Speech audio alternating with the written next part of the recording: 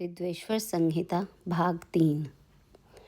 पृथ्वी आदि से निर्मित देव प्रतिमाओं के पूजन की विधि, उनके लिए नैवेद्य का विचार, पूजन के विभिन्न उपचारों का फल, विशेष मास, वार, तिथि एवं नक्षत्रों के योग में पूजन का विशेष फल तथा लिंग के वैज्ञानिक स्वरूप का विवेचन। ऋषियों ने कहा, साधु शिरोमणि, अब आप पार्थिव प्रतिमा की पूजा का विधान बताइए, जिससे समस्त अभीष्ट वस्तुओं की प्राप्ति होती है। सूत जी बोले, महर्षियों, तुम लोगों ने बहुत उत्तम बात पूछी है। पार्थिव प्रतिमा का पूजन सदा संपूर्ण मनोरथों को देने वाला है तथा दुख का तत्काल निवारण करने वाला है। मैं उसका वर्णन करता हूँ, तुम लोग उसको ध्यान देकर सुनो। पृथ्वी आदि की बनी हुई देव प्रतिमाओं की पूजा इस भूतल पर अभीष्टदायक मानी गई है। निश्चय ही इसमें पुरुषों और स्त्रियों का भी अधिकार है।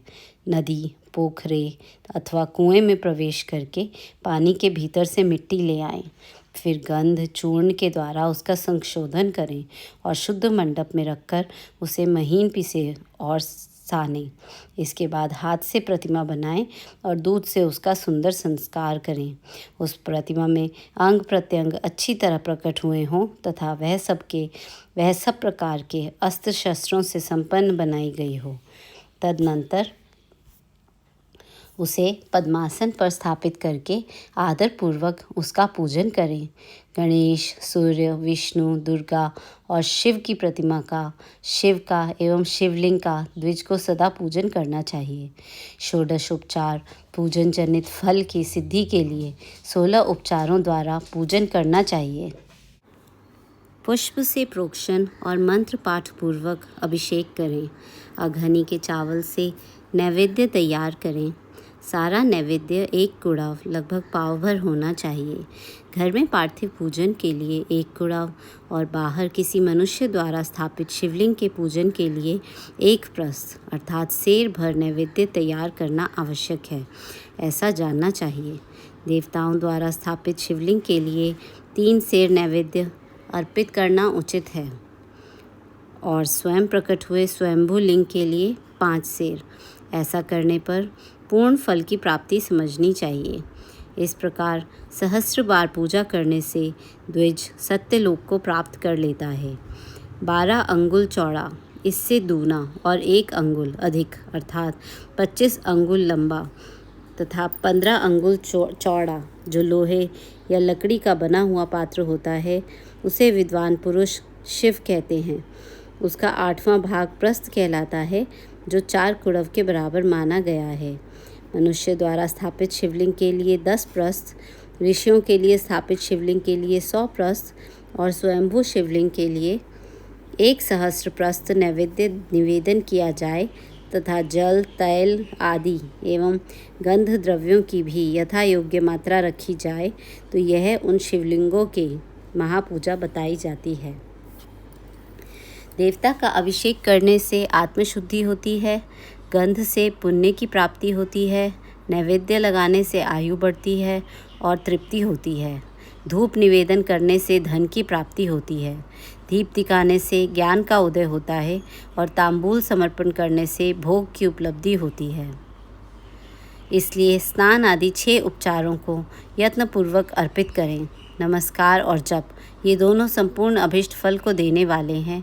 इसलिए भोग और मोक्ष की इच्छा रखने वाले लोगों को पूजा के अंत में सदा ही जप और नमस्कार करना चाहिए।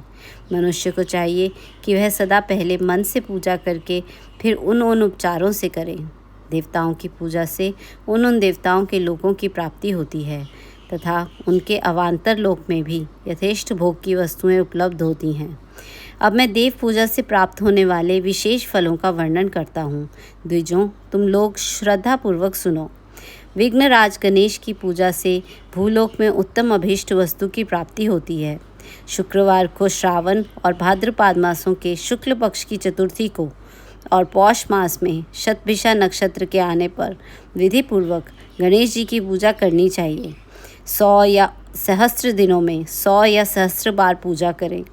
देवता और अग्नि में श्रद्धा रखते हुए किया जाने वाला उनका नित्य पूजन मनुष्यों को पुत्र एवं अभिष्ट वस्तु प्रदान करता है।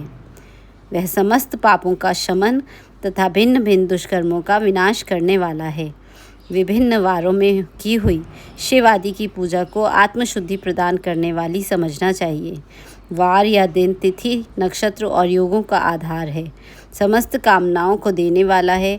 उसमें वृद्धि और क्षय नहीं होता, इसलिए उसे पूर्ण ब्रह्म स्वरूप मानना चाहिए। सूर्योदय काल से लेकर सूर्योदय काल आने तक एक वार की स्थिति मानी गई है, जो ब्राह्मण आदि सभी वर्णों के कर्मों का आधार है। विहित तिथि के पूर्व भाग में की हुई देव पूजा मनुष्यों को पूर्ण भोग प्रदान करने वाली होती है।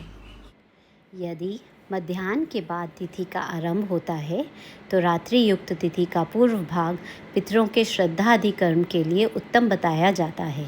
ऐसी तिथि का प्रभाग ही दिन से युक्त होता है, अतः वही देव कर्म के लिए प्रशस्त माना गया है। यदि मध्याह्न काल तक तिथि रहे तो उदय व्यापिनी तिथि को ही देव कार्य में ग्रहण करना चाहिए। इसी तरह शुभ तिथि एवं नक्षत्र आदि ही देव कार्य में ग्राह्य होते हैं। वार आदि का भली भांति विचार करके पूजा और जप आदि करने चाहिए। वेदों में पूजा शब्द के अर्थ की इस प्रकार योजना की गई है। पूजायते अनेन इति पूजा। पूजा, यह पूजा शब्द की व्युत्पत्ति है। पू का अर्थ है भोग और फल की सिद्धि। वह जिस कर्म से संपन्न होती है उसका नाम पूजा है। मनोवांछित वस्तु तथा ज्ञान, ये ही अभीष्ट वस्तुएं हैं। सकाम भाव वाले को अभीष्ट भोग अपेक्षित होता है और निष्काम भाव वाले को अर्थ, पारमार्थिक ज्ञान, ये दोनों ही पूजा शब्द के अर्थ हैं। इनकी योजना करने से ही पूजा शब्द की सार्थकता है। इस प्रकार लोक और वेद में पूजा शब्द का अर्थ विख्यात है। नित्य और नैमित्तिक कर्म कालांतर में फल देते हैं, किंतु काम्य कर्म का आदि भली भांति अनुष्ठान हुआ हो तो वह तत्काल फलद होता है। प्रतिदिन एक पक्ष, एक मास और एक वर्ष तक लगातार पूजन करने से उन कर्मों के फल की प्राप्ति होती है और उनसे वैसे ही पापों का क्रमशः क्षय होता है। प्रत्येक मास के कृष्ण पक्ष की चतुर्थी तिथि को की हुई महागणपति की पूजा एक पक्ष के पापों का नाश करने वाली और एक पक्ष तक उत्तम भोग रूपी फल देने वाली होती है। चैत्र मास में चतुर्थी को की हुई पूजा एक मास तक किए गए पूजन का फल देने वाली होती है और जब सूर्य सिंह राशि पर स्थित हो उस समय भाद्रपद मास की चतुर्थी को की हुई गणेश जी की पूजा एक वर्ष तक मनोवांछित भोग प्रदान करती है, ऐसा जानना चाहिए। श्रावण मास के रविवार को, हस्त नक्षत्र से युक्त सप्तमी तिथि को तथा माघ शुक्ला सप्तमी को भगवान सूर्य का पूजन करना चाहिए। ज्येष्ठ तथा भाद्रपद मासों के बुधवार को, श्रवण नक्षत्र से युक्त द्वादशी तिथि को तथा केवल द्वादशी को भी किया गया भगवान विष्णु का पूजन अभीष्ट संपत्ति को देने वाला माना गया है। श्रावण मास में की जाने वाली श्री हरि की पूजा अभीष्ट मनोरथ और आरोग्य प्रदान करने वाली होती है। अंगों और उपकरणों सहित पूर्वोक्त गौ आदि 12 वस्तुओं का दान करने से जिस फल की प्राप्ति होती है उसी को द्वादशी तिथि में आराधना द्वारा श्री विष्णु की तृप्ति करके मनुष्य प्राप्त कर लेता है। जो द्वादशी तिथि को भगवान विष्णु के 12 नामों द्वारा 12 ब्राह्मणों का षोडशोपचार पूजन करता है वह उनकी प्रसन्नता प्राप्त कर लेता है। इस प्रकार संपूर्ण देवताओं के विभिन्न 12 नामों द्वारा किया हुआ 12 ब्राह्मणों का पूजन उन देवताओं को प्रसन्न करने वाला होता है। कर्क की संक्रांति से युक्त श्रावण मास में नवमी तिथि को मृगशिरा नक्षत्र के योग में अंबिका का पूजन करें। वे संपूर्ण मनोवांछित भोगों और फलों को देने वाली है। ऐश्वर्य की इच्छा रखने वाले पुरुष को उस दिन अवश्य उनकी पूजा करनी चाहिए। आश्विन मास के शुक्ल पक्ष की नवमी तिथि संपूर्ण अभिष्ट फलों को देने वाली है। उसी मास के कृष्ण पक्ष की चतुर्दशी को यदि रविवार पड़ा हो तो उस दिन का महत्व विशेष बढ़ जाता है। उसके साथ ही यदि आर्द्रा और महाआर्द्रा सूर्य संक्रांति से युक्त आर्द्रा का योग हो तो उक्त अवसरों पर की हुई शिव की पूजा का विशेष महत्व माना गया है। माघ कृष्णा चतुर्दशी को की हुई शिवजी की पूजा संपूर्ण अभीष्ट फलों को देने वाली होती है। वह मनुष्यों की आयु बढ़ाती, मृत्यु कष्ट को दूर हटाती और समस्त सिद्धियों की प्राप्ति कराती है। ज्येष्ठ मास में चतुर्दशी को यदि महाआर्द्रा का योग हो अथवा मार्गशीर्ष मास में किसी भी तिथि को यदि आर्द्रा नक्षत्र हो तो उस अवसर पर विभिन्न वस्तुओं की बनी हुई मूर्ति के रूप में शिवजी की जो 16 उपचारों से पूजा करता है, उस पुण्यात्मा के चरणों का दर्शन करना चाहिए। भगवान शिव की पूजा मनुष्यों को भोग और मोक्ष देने वाली है, ऐसा जानना चाहिए। कार्तिक मास में प्रत्येक वार और तिथि आदि में महादेव जी की पूजा का विशेष महत्व है। कार्तिक मास आने पर विद्वान पुरुष दान, तप, होम, जप और नियम आदि के द्वारा समस्त देवताओं का षोडशोपचारों से पूजन करें। उस पूजन में देव प्रतिमा, ब्राह्मण तथा मंत्रों का उपयोग आवश्यक है। ब्राह्मणों को भोजन कराने से भी वह पूजन कर्म संपन्न होता है। पूजक को चाहिए कि वह कामनाओं को त्याग कर पीड़ा रहित, शांत हो देवाराधन में तत्पर रहे। कार्तिक मास में देवताओं का यजन पूजन समस्त भोगों को देने वाला, व्याधियों को हर लेने वाला तथा भूतों और ग्रहों का विनाश करने वाला है। कार्तिक मास में रविवारों को भगवान सूर्य की पूजा करने और तेल तथा सूती वस्त्र देने से मनुष्यों को कोढ़ आदि रोगों का नाश होता है। हरैर, काली मिर्च, वस्त्र और खीरा आदि का दान और ब्राह्मणों की प्रतिष्ठा करने से क्षय के रोग का नाश होता है। दीप और सरसों के दान से मिर्गी का रोग मिट जाता है। कृतिका नक्षत्र से युक्त सोमवारों को किया हुआ शिवजी का पूजन मनुष्यों के महान दारिद्र्य को मिटाने वाला और संपूर्ण संपत्तियों को देने वाला है। घर की आवश्यक सामग्रियों के साथ गृह और क्षेत्र का दान करने से भी उक्त फल की प्राप्ति होती है। कृतिका युक्त मंगलवारों को श्री स्कंद का पूजन करने से तथा दीपक एवं घंटा आदि का दान देने से मनुष्यों को शीघ्र ही वाक सिद्धि प्राप्त हो जाती है। उनके मुंह से निकली हुई हर एक बात सत्य होती है। कृतिका युक्त बुधवारों को किया हुआ श्री विष्णु का यजन तथा दही भात का दान मनुष्यों को उत्तम संतान की प्राप्ति कराने वाला होता है। कृतिका युक्त गुरुवारों को धन से ब्रह्मा जी का पूजन तथा मधु, सोना और घी का दान करने से मनुष्यों के भोग वैभव की वृद्धि होती है। कृतिका युक्त शुक्रवारों को गजानन गणेश जी की पूजा करने से तथा गंध, पुष्प एवं अन्न का दान देने से मानवों के भोग्य पदार्थों की वृद्धि होती है। उस दिन सोना, चांदी आदि का दान करने से बंध्या को भी उत्तम पुत्र की प्राप्ति होती है।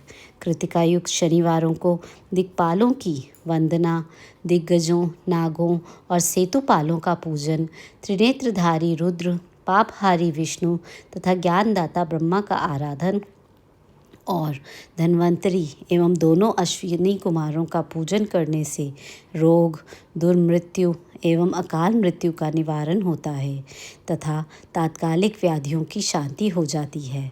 नमक, लोहा, तेल और उड़द आदि का त्रिकुट, सौंठ, पीपल और गोल मिर्च, फल, गंध और जल आदि का तथा घृत आदि द्रव पदार्थों का और सुवर्ण, मोती आदि कठोर वस्तुओं का भी दान देने से स्वर्ग लोक की प्राप्ति होती है।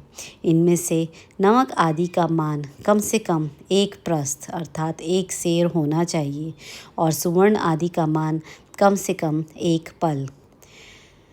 धन की संक्रांति से युक्त पौष मास में उषः काल में शिव आदि समस्त देवताओं का पूजन क्रमशः समस्त सिद्धियों की प्राप्ति कराने वाला होता है। इस पूजन में अघनी के चावल से तैयार किए गए हविष्य का नैवेद्य उत्तम बताया जाता है। पौष मास में नाना प्रकार के अन्न का नैवेद्य विशेष महत्व रखता है।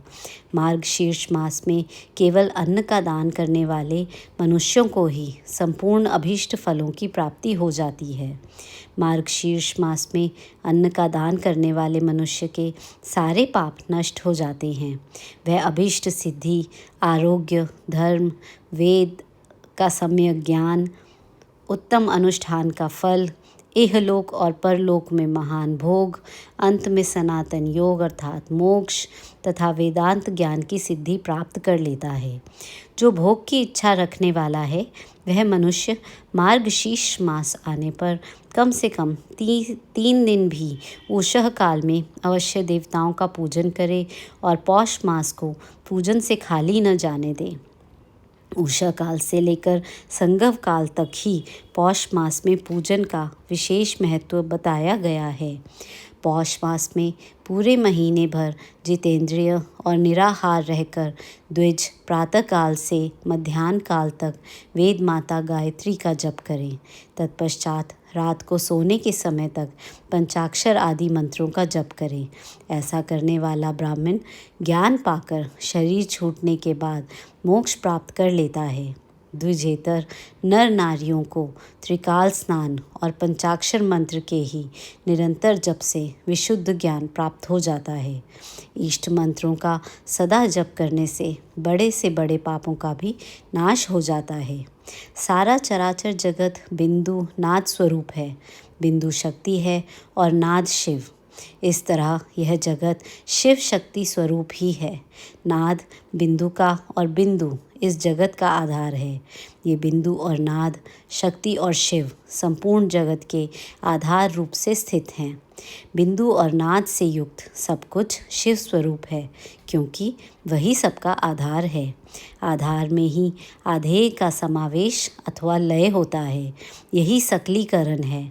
इसी सकलीकरण की स्थिति से ही सृष्टि काल में जगत का प्रादुर्भाव होता है, इसमें संशय नहीं है। शिवलिंग बिंदु नाद स्वरूप है, अतः उसे जगत का कारण बताया जाता है। बिंदु देव है और नाद शिव। इन दोनों का संयुक्त रूप ही शिवलिंग कहलाता है। अतः जन्म के संकट से छुटकारा पाने के लिए शिवलिंग की पूजा करनी चाहिए। बिंदु रूपा देवी उमा माता हैं और नाद स्वरूप भगवान शिव पिता। इन माता पिता के पूजित होने से परमानंद की ही प्राप्ति होती है। अतः परमानंद का लाभ लेने के लिए शिवलिंग का विशेष रूप से पूजन करें। देवी उमा जगत की माता है और भगवान शिव जगत के पिता। जो इनकी सेवा करता है उस पुत्र पर इन दोनों माता पिता की कृपा नित्य अधिकाधिक बढ़ती रहती है। वे पूजक पर कृपा करके उसे अपना आंतरिक ऐश्वर्य प्रदान करते हैं। अतः मुनीश्वरों, आंतरिक आनंद की प्राप्ति के लिए शिवलिंग को माता पिता का स्वरूप मानकर उसकी पूजा करनी चाहिए। भर्ग अर्थात शिव पुरुष रूप है और भर्गा अर्थात शिवा अथवा शक्ति प्रकृति कहलाती हैं। अव्यक्त आंतरिक अधिष्ठान रूप गर्भ को पुरुष कहते हैं और सुव्यक्त आंतरिक अधिष्ठान भूत गर्भ को प्रकृति। पुरुष आदि गर्भ है, वह प्रकृति रूप गर्भ से युक्त होने के कारण गर्भवान है, क्योंकि वही प्रकृति का जनक है। प्रकृति में जो पुरुष का संयोग होता है, यही पुरुष से उसका प्रथम जन्म कहलाता है। अव्यक्त प्रकृति से महत्ववादी के क्रम से जो जगत का व्यक्त होना है, यही उस प्रकृति का द्वितीय जन्म कहलाता है। जीव पुरुष से ही बारंबार जन्म और मृत्यु को प्राप्त होता है। माया द्वारा अन्य रूप से प्रकट किया जाना ही उसका जन्म कहलाता है। जीव का शरीर जन्म काल से ही जीर्ण 6 भाव विकारों से युक्त होने लगता है, इसीलिए उसे जीव संज्ञा दी गई है। जो जन्म लेता और विविध पाशों द्वारा तनाव बंधन में पड़ता है, उसका नाम जीव है। जन्म और बंधन जीव शब्द का अर्थ ही है। अतः जन्म मृत्यु रूपी बंधन की निवृत्ति के लिए जन्म के अधिष्ठान भूत मातृपितृ स्वरूप शिवलिंग का पूजन करना चाहिए। गाय का दूध, गाय का दही और गाय का घी, इन तीनों को पूजन के लिए शहद और शक्कर के साथ पृथक पृथक भी रखें और इन सबको मिलाकर सम्मिलित रूप से पंचामृत भी तैयार कर लें। इनके द्वारा शिवलिंग का अभिषेक एवं स्नान कराएं। फिर गाय के दूध और अन्न के मेल से नैवेद्य तैयार करके प्रणव मंत्र के उच्चारण पूर्वक उसे भगवान शिव को अर्पित करें। संपूर्ण प्रणव को ध्वनि लिंग कहते हैं। स्वयंभू लिंग नारद स्वरूप होने के कारण नाद लिंग कहा गया है। यंत्र या अर्घा बिंदु स्वरूप होने के कारण बिंदु लिंग के रूप में विख्यात है। इसलिए अचल रूप से प्रतिष्ठित जो शिवलिंग है वह मकार स्वरूप है, इसलिए मकार लिंग कहलाता है। सवारी निकालने के आदि के लिए जो चरलिंग होता है वह उकार स्वरूप होने के कारण उकार लिंग कहा गया है तथा पूजा की दीक्षा देने वाले जो गुरु या आचार्य हैं उनका विग्रह आकार का प्रतीक होने से आकार लिंग माना गया है।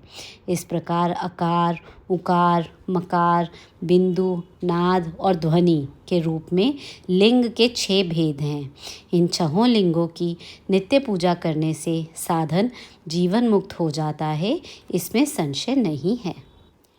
षडलिंग स्वरूप प्रणव का महात्म्य, उसके सूक्ष्म रूप ओंकार और स्थूल रूप पंचाक्षर मंत्र का विवेचन, उसके जप की विधि एवं महिमा, कार्य ब्रह्म के लोकों से लेकर कारण रुद्र के लोकों तक का विवेचन करके कालातीत पंचावरण विशिष्ट शिवलोक के अनिर्वचनीय वैभव का निरूपण तथा शिव भक्तों के सत्कार की महत्ता। ऋषि बोले, प्रभो महामुने, आप हमारे लिए क्रमशः षडलिंग स्वरूप प्रणव का महात्म्य तथा शिव भक्त के पूजन का प्रकार बताइए। सूत जी ने कहा, महर्षियों, आप लोग तपस्या के धनी हैं। आपने यह बड़ा सुंदर प्रश्न उपस्थित किया है, किंतु इसका ठीक ठीक उत्तर महादेव जी ही जानते हैं, दूसरा कोई नहीं। तथापि भगवान शिव की कृपा से ही मैं इस विषय का वर्णन करूँगा। वे भगवान शिव हमारी और आप लोगों की रक्षा का भारी भार बारंबार स्वयं ही ग्रहण करें। प्र नाम है प्रकृति से उत्पन्न संसार रूपी महासागर का। प्रणव इससे पार करने के लिए दूसरी नवनाव है, इसलिए इस ओंकार को प्रणव की संज्ञा देते हैं। ओंकार अपने जप करने वाले साधकों से कहता है, प्रपंच नहीं है, वह तुम लोगों के लिए। अतः इस भाव को लेकर भी ज्ञानी पुरुष ओम को प्रणव नाम से जानते हैं।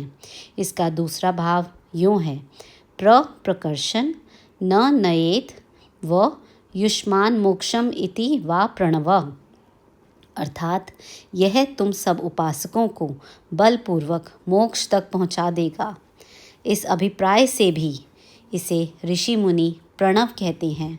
अपना जप करने वाले योगियों के तथा अपने मंत्र की पूजा करने वाले उपासक के समस्त कर्मों का नाश करके यह दिव्य नूतन ज्ञान देता है, इसलिए भी इसका नाम प्रणव है। उन माया रहित महेश्वर को ही नव अर्थात नूतन कहते हैं।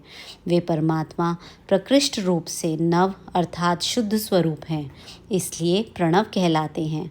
प्रणव साधक को नव अर्थात नवीन शिव स्वरूप कर देता है, इसलिए भी विद्वान पुरुष उसे प्रणव के नाम से जानते हैं, अथवा प्रकृष्ट रूप से नव दिव्य परमात्म ज्ञान प्रकट करता है, इसलिए वह प्रणव है। प्रणव के 2 भेद बताए गए हैं, स्थूल और सूक्ष्म। एक अक्षर रूप जो ओम है उसे सूक्ष्म प्रणव जानना चाहिए और नमः शिवाय इस 5 अक्षर वाले मंत्र को स्थूल प्रणव समझना चाहिए। जिसमें 5 अक्षर व्यक्त नहीं है वह सूक्ष्म है और जिसमें 5 अक्षर सुस्पष्ट रूप से व्यक्त हैं वह स्थूल है। जीवन मुक्त पुरुष के लिए सूक्ष्म प्रणव के जप का विधान है, वहीं उसके लिए समस्त साधनों का सार है। यद्यपि जीवन मुक्त के लिए किसी साधन की आवश्यकता नहीं है क्योंकि वह सिद्ध रूप है, तथापि दूसरों की दृष्टि में जब तक उसका शरीर रहता है तब तक उसके द्वारा प्रणव की सहज साधना स्वतः होती रहती है।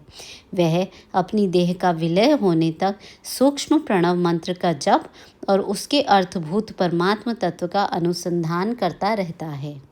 जब शरीर नष्ट हो जाता है तब वह पूर्ण ब्रह्म स्वरूप शिव को प्राप्त कर लेता है। यह सुनिश्चित बात है। जो अर्थ का अनुसंधान न करके केवल मंत्र का जप करता है उसे निश्चय ही योग की प्राप्ति होती है। जिसने 36 करोड़ मंत्र का जप कर लिया हो उसे अवश्य ही योग प्राप्त हो जाता है। सूक्ष्म प्रणव के भी ह्रस्व और दीर्घ के भेद से 2 रूप जानने चाहिए। अकार, उकार, मकार, बिंदु, नाद, शब्द, काल और कला, इनसे युक्त जो प्रणव है उसे दीर्घ प्रणव कहते हैं। वह योगियों के ही हृदय में स्थित होता है। मकार पर्यंत जो ओम है वह अ, उ, म इन 3 तत्वों से युक्त है। इसी को ह्रस्व प्रणव कहते हैं। अ शिव है, उ शक्ति है और मकार इन दोनों की एकता है। वह त्रितत्व रूप है। ऐसा समझकर ह्रस्व प्रणव का जप करना चाहिए। जो अपने समस्त पापों का क्षय करना चाहते हैं उनके लिए इस ह्रस्व प्रणव का जप अत्यंत आवश्यक है। पृथ्वी, जल, तेज, वायु और आकाश, ये 5 भूत तथा शब्द, स्पर्श आदि इनके 5 विषय, ये सब मिलकर 10 वस्तुएं मनुष्य की कामना के विषय हैं। इनकी आशा मन में लेकर जो कर्मों के अनुष्ठान में संलग्न होते हैं वे 10 प्रकार के पुरुष प्रवृत्त अथवा प्रवृत्त मार्गी कहलाते हैं तथा जो निष्काम भाव से शास्त्र विहित कर्मों का अनुष्ठान करते हैं वे निवृत्त अथवा निवृत्ति मार्गी कहे गए हैं। प्रवृत्त पुरुषों को ह्रस्व प्रणव का ही जप करना चाहिए और निवृत्त पुरुषों को दीर्घ प्रणव का। व्याहृतियों तथा अन्य मंत्रों के आदि में इच्छानुसार शब्द और कला से युक्त प्रणव का उच्चारण करना चाहिए। वेद के आदि में और दोनों संध्याओं के उपासना के समय भी ओंकार का उच्चारण करना चाहिए। प्रणव का 9 करोड़ जप करने से मनुष्य शुद्ध हो जाता है। फिर 9 करोड़ का जप करने से वह पृथ्वी तत्व पर विजय पा लेता है। तत्पश्चात पुनः 9 करोड़ का जप करके वह जल तत्व को जीत लेता है। पुनः 9 करोड़ जप से अग्नि तत्व पर विजय पाता है।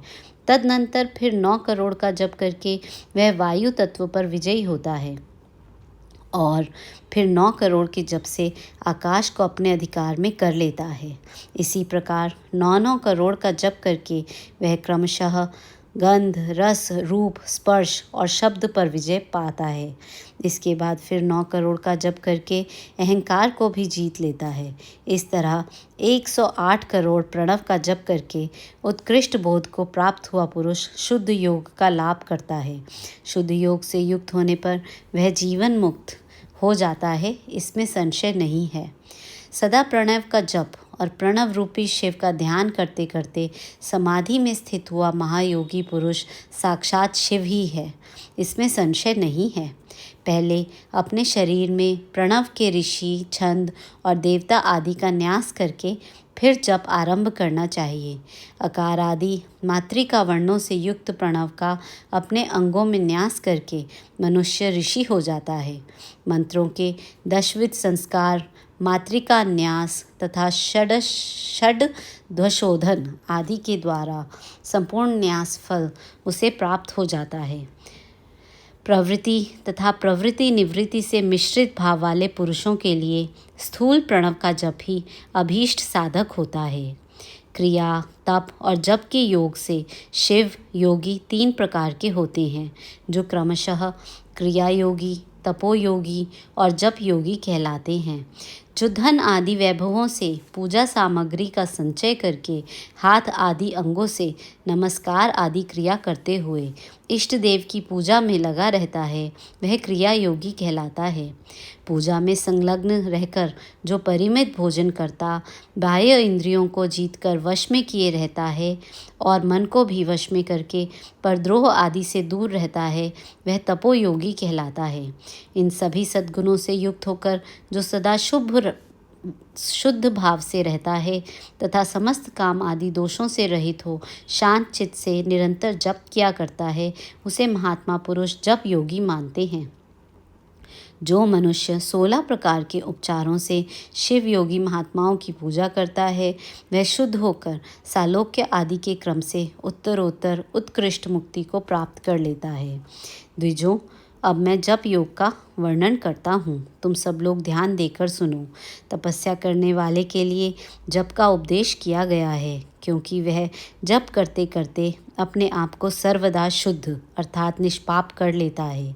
ब्राह्मणों, पहले नमः पद हो, उसके बाद चतुर्थी विभक्ति में शिव शब्द हो तो पंच तत्वात्मक नमः शिवाय मंत्र होता है। इसे शिव पंचाक्षर कहते हैं। यह स्थूल प्रणव रूप है। इस पंचाक्षर के जप से ही मनुष्य संपूर्ण सिद्धियों को प्राप्त कर लेता है। पंचाक्षर मंत्र के आदि में ओंकार लगाकर ही सदा उसका जप करना चाहिए। द्विजों, गुरु के मुख से पंचाक्षर मंत्र का उपदेश पाकर जहाँ सुखपूर्वक निवास किया जा सके, ऐसी उत्तम भूमि पर महीने के पूर्व पक्ष शुक्ल में प्रतिपदा से आरंभ करके कृष्ण पक्ष की चतुर्दशी तक निरंतर जप करता रहे। माघ और भादों के महीने में अपना विशिष्ट महत्व रखते हैं। यह समय सब समयों से उत्तम माना गया है। साधक को चाहिए कि वह प्रतिदिन एक बार परिमित भोजन करे, मौन रहे, इंद्रियों को वश में रखे, अपने स्वामी एवं माता पिता की नित्य सेवा करे। इस नियम से रहकर जप करने वाला पुरुष 1 सहस्त्र जप से ही शुद्ध हो जाता है, अन्यथा वह ऋणी होता है। भगवान शिव का निरंतर चिंतन करते हुए पंचाक्षर मंत्र का 5 लाख जप करें। जप काल में इस प्रकार ध्यान करें।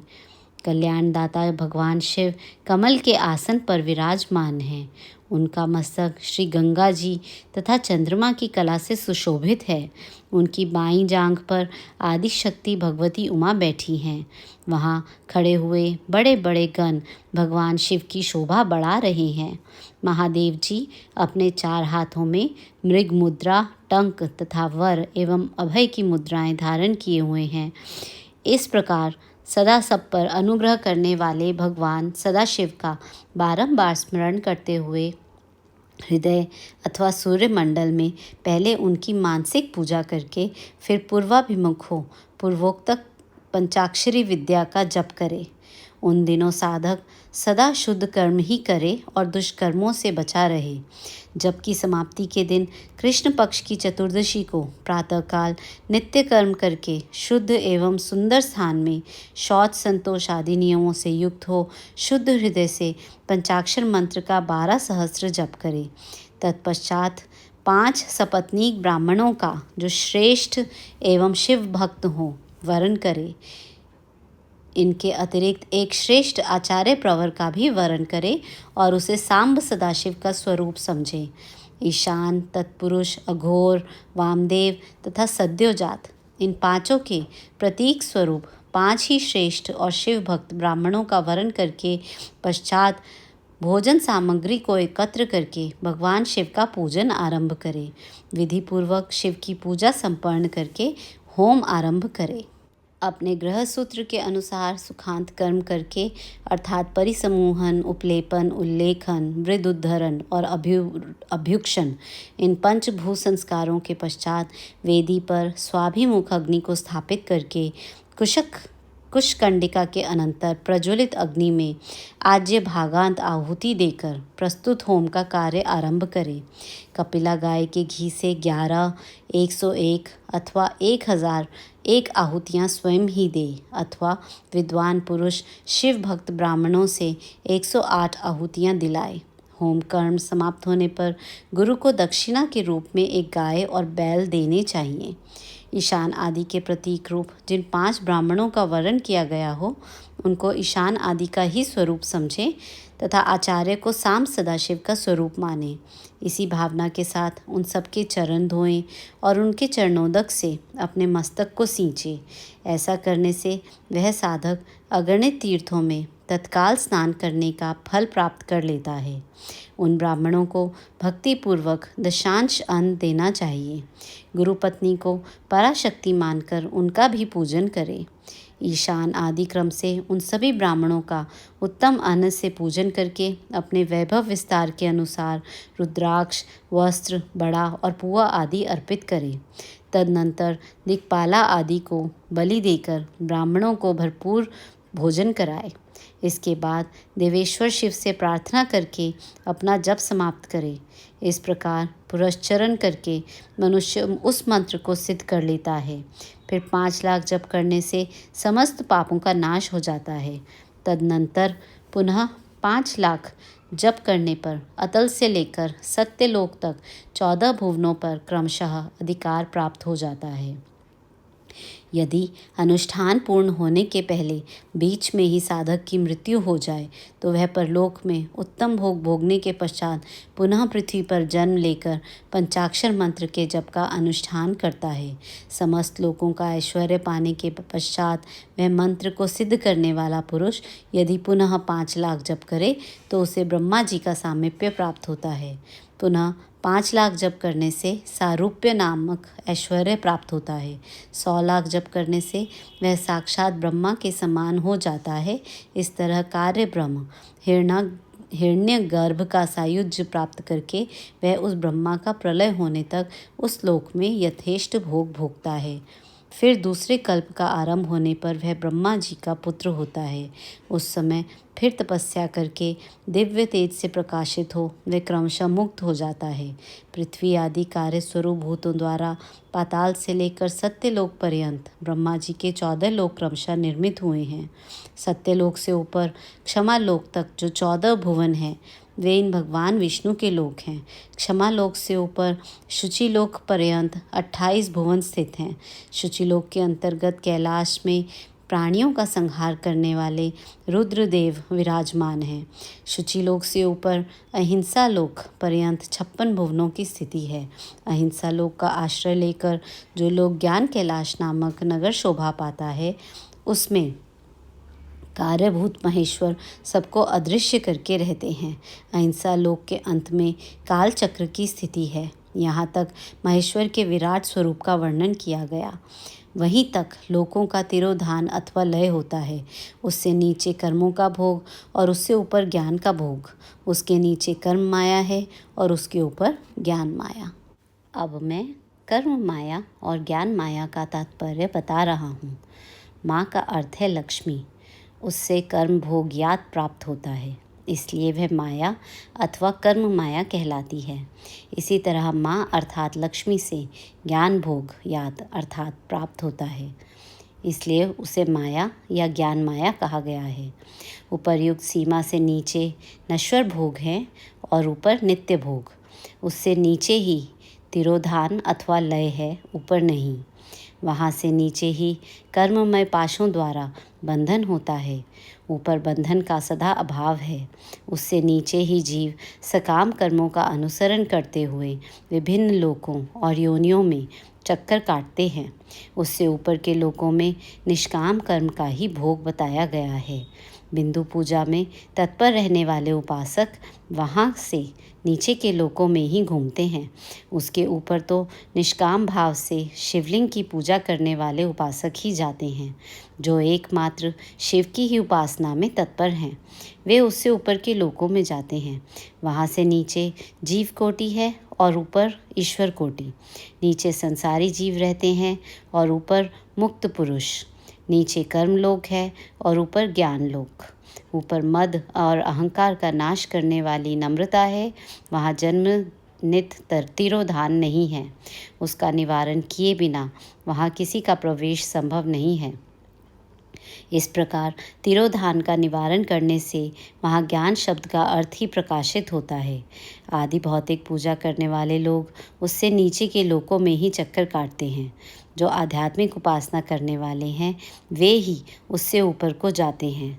जो सत्य, अहिंसा आदि धर्मों से युक्त हो भगवान शिव के पूजन में तत्पर रहते हैं, वे काल चक्र को पार कर जाते हैं। काल चक्रेश्वर की सीमा तक जो विराट महेश्वर लोक बताया गया है, उससे ऊपर वृषभ के आकार में धर्म की स्थिति है। वह ब्रह्मचर्य का मूर्तिमान रूप है। उसके सत्य, शौच, अहिंसा और दया ये 4 पाद हैं। वह साक्षात शिवलोक के द्वार पर खड़ा है। क्षमा उसके सींग हैं, शम कान है। वह वेद ध्वनि रूपी शब्द से विभूषित है। आस्तिकता उसके दोनों नेत्र हैं। विश्वास ही उसकी श्रेष्ठ बुद्धि एवं मन है।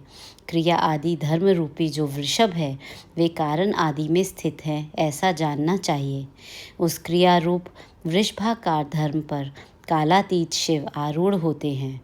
ब्रह्मा, विष्णु और महेश्वर की जो अपनी अपनी आयु है उसी को दिन कहते हैं। जहाँ धर्म रूपी वृषभ की स्थिति है उससे ऊपर न दिन है न रात्रि। वहाँ जन्म मरण आदि भी नहीं है। वहाँ फिर से कारण स्वरूप ब्रह्मा के कारण सत्यलोक पर्यंत 14 लोक स्थित हैं जो 5 भौतिक गंध आदि से परे हैं। उनकी सनातन स्थिति है। सूक्ष्म गंध ही उनका स्वरूप है। उनके ऊपर फिर कारण रूप विष्णु के 14 लोक स्थित हैं। उनसे भी ऊपर फिर कारण रूपी रुद्र के 28 लोकों की स्थिति मानी गई है। फिर उनसे भी ऊपर कार्णेश शिव के 56 लोक विद्यमान हैं। तदनंतर शिव सम्मत ब्रह्मचर्य लोक है और वहीं 5 आवरणों से युक्त ज्ञानमय कैलाश है, जहाँ 5 मंडलों, 5 ब्रह्म कलाओं और आदि शक्ति से संयुक्त आदिलिंग प्रतिष्ठित है। उसे परमात्मा शिव का शिवालय कहा गया है। वहाँ पराशक्ति से युक्त परमेश्वर शिव निवास करते हैं। वे सृष्टि, पालन, संहार, तिरोभाव और अनुग्रह इन 5 कृत्यों में प्रवीण हैं। उनका श्री विग्रह सच्चिदानंद स्वरूप है। वे सदा ध्यान रूपी धर्म में ही स्थित रहते हैं और सदा सब पर अनुग्रह क्रिया करते हैं। वे स्वात्मा राम हैं और समाधि रूपी आसन पर आसीन हो नित्य विराजमान होते हैं। कर्म एवं ध्यान आदि का अनुष्ठान करने से क्रमशः साधन पथ में आगे बढ़ने पर उनका दर्शन साध्य होता है। नित्य नैमित्तिक आदि कर्मों द्वारा देवताओं का यजन करने से भगवान शिव के समाराधन कर्म में मन लगता है। क्रिया आदि जो शिव संबंधी कर्म है उनके द्वारा शिव ज्ञान सिद्ध करे। जिन्होंने शिव तत्व का साक्षात्कार कर लिया है अथवा जिन पर शिव की कृपा दृष्टि पड़ चुकी है वे सब मुक्त ही हैं, इसमें संशय नहीं है। आत्मस्वरूप से जो स्थिति है वही मुक्ति है। एकमात्र अपने आत्मा में रमन या आनंद का अनुभव करना ही मुक्ति का स्वरूप है। जो पुरुष क्रिया, तप, जप, ज्ञान और ध्यान रूपी धर्मों में भली भांति स्थित है वह शिव का साक्षात्कार करके स्वात्मा रामत्व रूप मोक्ष को भी प्राप्त कर लेता है। जैसे सूर्यदेव अपनी किरणों से अशुद्धि को दूर कर देते हैं, उसी प्रकार कृपा करने में कुशल भगवान शिव अपने भक्त के अज्ञान को मिटा देते हैं। अज्ञान की निवृत्ति हो जाने पर शिव ज्ञान स्वतः प्रकट हो जाता है। शिव ज्ञान से अपना विशुद्ध स्वरूप आत्मा रामत्व प्राप्त होता है और आत्मा रामत्व की सम्यक स्थिति हो जाने पर मनुष्य कृतकृत्य हो जाता है। इस तरह यहाँ जो कुछ बताया गया है वह पहले मुझे गुरु परंपरा से प्राप्त हुआ था। तत्पश्चात मैंने पुनः नंदीश्वर के मुख से इस विषय को सुना था।